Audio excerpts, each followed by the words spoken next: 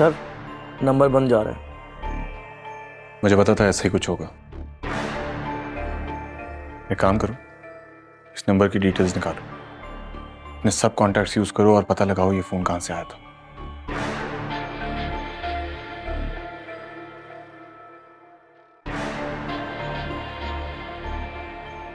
मेहरू, शाहनवाज, मैं बहुत डर गई थी।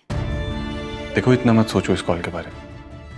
जल्दी उस शख्स से रिलेटेड सारी इंफॉर्मेशन आ जाएगी हमारे पास।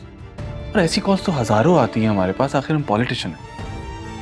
तुम फिक्र ना करो, कुछ नहीं होगा, डरने की कोई बात नहीं। मुझे आदत नहीं है इस किस्म की कॉल सुनने की, इसलिए परेशान हो गई थी। देखो मेरुनिसा, कुछ नहीं होगा, परेशान मत हो। अच्छा, बहुत भूख लगी है मुझे, सुबह से नहीं कुछ खाया मैंने। अरे बातों बातों में मुझे ख्याल ही नहीं रहा। एक काम करें, आप चेंज कर लें, मैं भी खाना निकलवाती हूँ। ठीक है।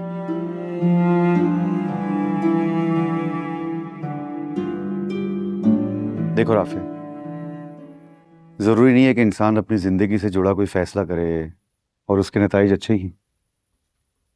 तुम्हें अंदाज़ा तो होगा कि मैं शुरू से ही अपनी फैमिली बल्कि पूरे ख़ानदान से कितना जुड़ा हुआ हूँ। मेरे बड़े भाई मेहरू के फादर इंतकाल से पहले अपनी फैमिली के साथ इस्लामाबाद में रहते थे। मैं अम्मी के साथ यहाँ अकेला रहता था।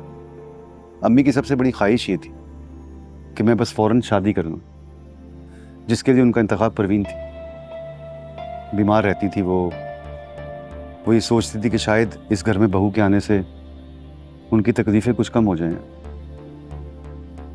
मेरे ख्वाब बहुत बड़े बड़े थे। मैं कुछ बड़ा करना चाहता था, अपना फ्यूचर बनाना चाहता था, बाहर जाना चाहता था। कुछ नहीं कर पाया। बिलाखिर मेरी शादी हो गई और कुछ ही अरसे में परवीन का असल रंग सामने आ गया। मगर मामू, आपने मुमानी के साथ इतना अरसा कैसे गुजार लिया? तो इतने समझदार हैं और मुमानी की आदत को तो हम सभी जानते हैं, मगर आपने कैसे बर्दाश्त कर लिया? मुझे तो ये बात समझ नहीं आ रही। क्योंकि मैं जुबान दराज नहीं था, बदतमीज भी नहीं था। हाँ, बर्दाश्त करने का हौसला मुझ में भी बहुत कम था, मगर मैंने वो हौसला अपने अंदर पैदा किया।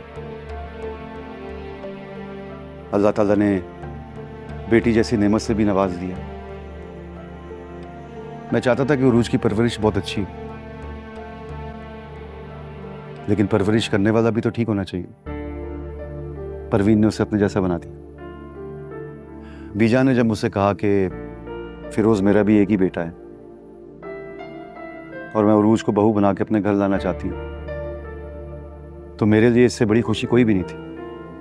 मुझे लगा कि मेरी बेटी अपने घर से निकलकर अपने ही घर में जाएगी। परवीन वैसे भी बहुत कम पढ़ी लिखी थी, उरूज का भी ध्यान पढ़ाई से हटता रहा। परवीन ने बचपन से इसके जहन में डाल दिया कि तुम्हारी शादी होनी है।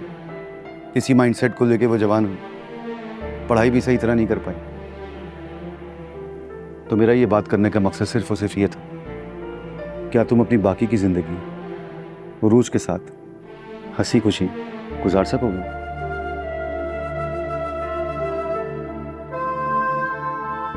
तो ठीक है, फैसला करो।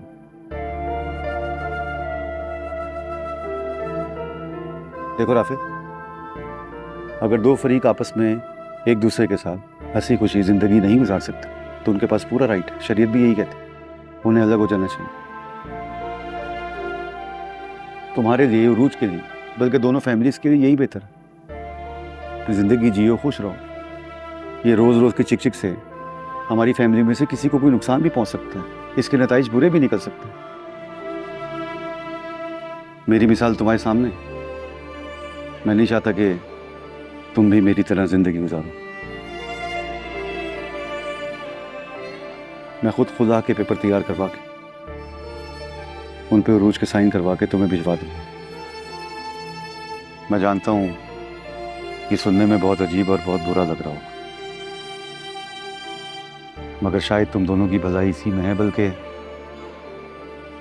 हम सब की भलाई इसी में।